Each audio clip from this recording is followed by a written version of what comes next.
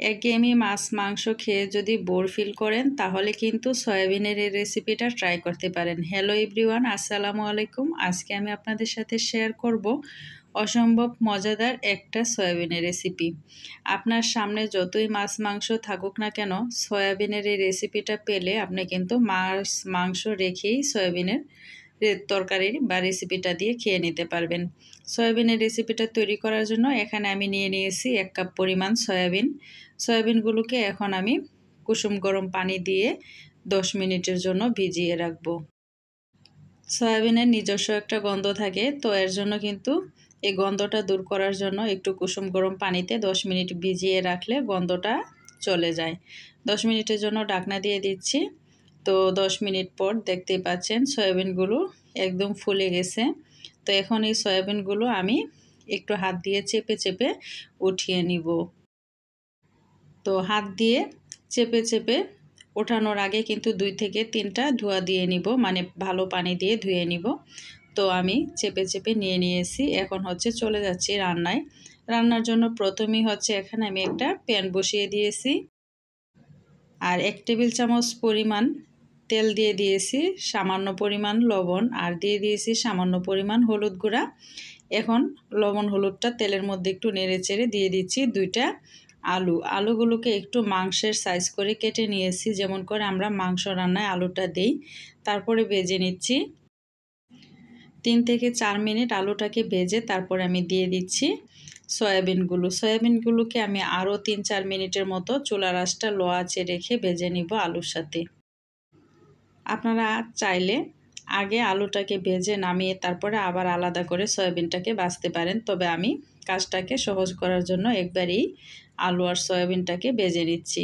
ভেজে নেওয়া হয়ে গিয়েছে, এখন নামিয়ে নিচ্ছি। তো এই প্যানটাকে আবার একটু ধুয়ে তারপরে দিয়ে দিচ্ছি 2 টেবিল চামচ পরিমাণের রান্নার তেলের মধ্যে এখন আমি দিয়ে দিচ্ছি 2 টুকরো তেজপাতা, 4টা সাদা এলাচ, 1 টুকরো দারচিনি।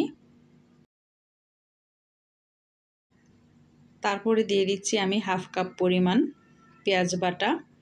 পেঁয়াজ বাটার পরিবর্তে আপনারা এখানে পেঁয়াজ কুচিও দিয়ে নিতে পারেন। 1 মিনিটের মতো পেঁয়াজটাকে আমি তেলের মধ্যে ভেজে নিয়েছি। তারপরে দিয়ে দিচ্ছি একটা টমেটো পেস্ট। তো এখানে আমি টমেটোটাকে পেস্ট করে নিয়েছি, আপনারা চাইলে কিন্তু টিউব করা টমেটো দিয়ে নিতে পারেন। কিছুক্ষণ পেঁয়াজ আর টমেটোটাকে ভেজে তারপরে দিয়ে দিচ্ছি মশলা, দিয়ে দিয়েছি স্বাদ মতো লবণ।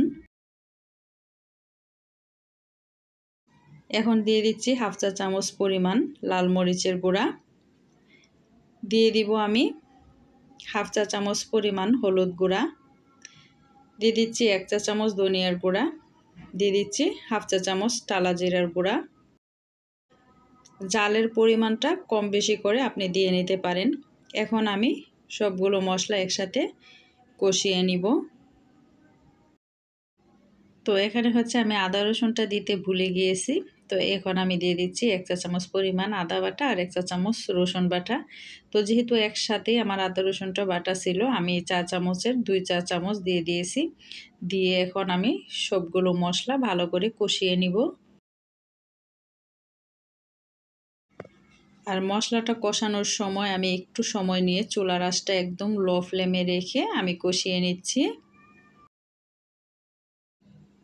তো কিছুক্ষণ কষিয়ে নেওয়ার পরে যখন মনে হচ্ছে মশলাটা লেগে যাচ্ছে, তখন আমি দিয়ে দিচ্ছি 2 টেবিল চামচ পরিমাণ পানি। তো পানিটা দিয়ে আরও কিছুক্ষণ মশলাটাকে কষিয়ে নিচ্ছি। তো এখানে বেশ অনেকক্ষণ কষিয়ে নেওয়ার পরে যখন মশলার থেকে তেলটা ছেড়ে আসতেছে, তখন আমি দিয়ে দিচ্ছি ভেজে রাখা আলু আর সয়াবিনটা। তো আলু আর সয়াবিনগুলো দিয়েও কিন্তু বেশ কিছুক্ষণ আমি কষিয়ে নিব। তো দেখতেই পাচ্ছেন আলু আর সয়াবিনটাও কিন্তু কষিয়ে নিচ্ছে, আর এখন কিন্তু নিচ দিয়ে লেগে যাচ্ছে। তো এই পর্যায়ে হচ্ছে আমি দিয়ে দিব পরিমাণ মতো পানি। এখানে গ্রেভি বা ঝোলটা আপনি যে পরিমাণে রাখতে চান সেই মাপেই কিন্তু পানিটা দিয়ে নিতে হবে। আমি পানিটা দিয়ে চুলার আঁচটা হাই হিটে করে এখন 10 মিনিট রান্না করব। তো সয়াবিনে যত পরিমাণে পানি দেন না কেন, সয়াবিনটা কিন্তু বেশিই থাকবে, তো এর জন্য টেনশনের কোনো কারণ নেই। তো এখন হচ্ছে ঝোলটা অনেকটাই কমে এসেছে, আলুটাও দেখে নিয়েছি সিদ্ধ হয়ে গিয়েছে। এই পর্যায়ে এসে সুন্দর একটা ফ্লেভারের জন্য দিয়ে দিচ্ছি 4টা কাঁচামরিচ। এই কাঁচামরিচটা কোনো প্রকারের জাল হবে না, শুধুমাত্র একটা ফ্লেভার হবে। আর দিয়ে দিচ্ছি 1/2 চা চামচ পরিমাণ এখানে গরম মশলা। গরম মশলাটা দিয়ে আমি 2 মিনিটের মতো চুলার মধ্যে রেখে নামিয়ে সার্ভ করে নিব। যারা জীবনে কখনোই সয়াবিন খাননি তারাও যদি সয়াবিনের এই রেসিপিটা সামনে পান বা একবার খেয়ে দেখেন, তারাও কিন্তু খুব মজা করে খেয়ে নেবেন। কেমন হয়েছে সয়াবিনের এই রেসিপিটা কমেন্ট করে জানাবেন। যদি একটুও ভালো লাগে চ্যানেলটা সাবস্ক্রাইব করে সাথে থাকা বেল আইকনটা অল করে পাশে থাকার অনুরোধ রইল। আজকের মতো বিদায় নিচ্ছি, সবাই ভালো থাকবেন। আল্লাহ হাফেজ, আসসালামু আলাইকুম।